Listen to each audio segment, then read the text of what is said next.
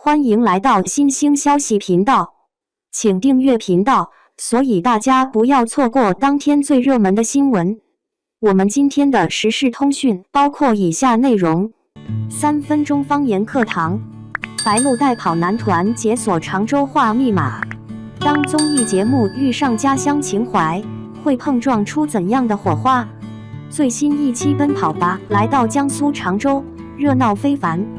而其中最让网友记忆深刻的一幕，莫过于白鹿在古巷之间，用一口软糯的常州方言开启的3分钟方言课堂。那一刻，全网 DNA 动了，常州人的集体记忆被唤醒，屏幕前的观众仿佛也踏上了这趟穿越时空的江南文化之旅。方言课堂开课，白鹿秒变常州话推广大使。吃老饭呐？白鹿笑吟吟地看着李晨，字正腔圆地念出这句常州问候语。他没有用普通话的"你吃饭了吗"，而是用最接地气、最能代表这座城市的语言，让人听了心头一暖。网友调侃："这不是在吃饭，是在喂饭啊！"声音软得像糯米团子。而当李晨尝试复读"吃老饭那时，那笨拙的发音却让全场忍俊不禁。周深更是不遗余力的添乱，用搞怪动作干扰沙溢的学习进度，笑声此起彼伏。整个方言课堂宛如综艺版百家讲坛，白鹿这个本地老师不仅教学有方，更是俘获了一票观众的心。白鹿教的不是话，是一种归属感。微博网友青果巷的猫瞬间想家了，小时候奶奶就是这么喊我回家吃饭。豆瓣用户常州旧梦，巷子里的文化光影，青果巷不只是背景板。综艺里最不缺的是欢笑，但在这一期《奔跑吧》里，常州的文化元素却像缠绕在笑声中的丝线，将所有情绪牵引向更深的层次。青果巷，那条承载无数常州人童年回忆的老巷，如今在明星的步伐中再次焕发生机。白鹿身穿淡雅汉服，走在青砖黛瓦之间，收起平日魔性的笑声，整个人仿佛化身为一位从巷子深处走来的江南小姐。她不仅是带路者，更像是文化的守护者，用脚步丈量出家乡的每一寸温柔。节目录制当天，青果巷里挤满了围观群众，但当白鹿带着跑男团从巷口穿过时，现场忽然安静了几秒。那不是因为镜头，而是因为一种熟悉的情感突然席卷它，不只是白鹿，更是我们身边的那个谁。游戏中的文化密码，活字印刷下的汉字荣光。当跑男团进入光影变幻的汉字空间挑战关卡时，节目的趣味性达到了顶峰。他们要用身体拼出特定笔画，甚至要在空中完成翻转组合。观众边看边笑，却也开始意识到这是在用游戏传递文化的深意。张真源的动作灵敏，反应迅速，他在绳索上完成高难度翻转动作时，镜头捕捉到他咬紧牙关的表情，那一刻的拼劲已不只是为了胜负，更像是对传统文化的敬意致敬。而当所有人用手脚拼出汉乙跑难题的那一刻，无数网友表示，我仿佛看到了甲骨文时期的祖先，也在尝试用动作刻画他们的世界。知乎用户古文字爱好者，这种创意真的好棒，既有趣又能让年轻人记住汉字的魅力。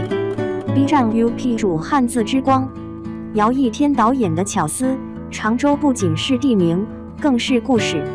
节目的总导演姚一天在采访中提到，常州是个随便一拍就能入画的城市。于是我们看到季子文化中心肃穆静谧，青果巷小桥流水，南大街灯火阑珊，这些不再是背景板，而是故事的参与者。李云瑞在一次游戏中脱口而出，我真的觉得这里特别自在，像小时候过年一样。他的这句话成为许多外地网友心头的温柔一击。常州，这座被明星效应点亮的城市，就这样在光影间、游戏中、笑声里，从历史的沉默中缓缓走向大众视野。它不再只是地理概念，而是一卷江南长轴，正徐徐展开。白鹭回家记，家乡情感的沉静回响。节目接近尾声时，白鹭站在青果巷口，对着镜头说：“这里就是我小时候最喜欢走的巷子。”那一刻，整个节目不再只是综艺，而是一场真实的文化回归。常州话、青果巷、跑男团、白鹭的笑声，这些元素组合在一起，早已超越了娱乐本身。它唤起的是一种被日常掩埋的情感，对家乡的记忆，对传统文化的依恋，对本土语言的尊重。这不是一期综艺，这是一次文化唤醒。网友乡音未改，白鹭提着的不只是灯笼，而是常州的文化火种。豆瓣热评：江南旧事。网友热议不断，白鹭加常州话等于流量密码。节目的播出也带动了全网热议，相关话题冲上热搜数次。尤其是白鹭教李晨说常州话、青果巷打卡点爆火等标签，引发众多网友共鸣。评论区简直成了常州乡音征集的。我是常州人，听到吃老饭那真的想哭，太亲切了。白鹭的方言太标准，根本就是小时候邻家姐姐的味道。我要带我爸妈去青果巷打卡，找找童年的味道。与此同时，许多本地商家也开始跟风推出常浦方言课堂、白鹭同款小巷游等文旅项目，常州的旅游热度暴涨。节目播出后的周末，青果巷游客量翻番。文化与娱乐的融合范式，一座城市的灵魂投影。这一期《奔跑吧》的特别之处在于，它不只是明星和观众之间的互动，而是文化与情感在镜头下的真实碰撞。白鹭不是唯一的主角，常州这座城、汉字、青果巷、方言，每一个元素都是剧情的重要线索。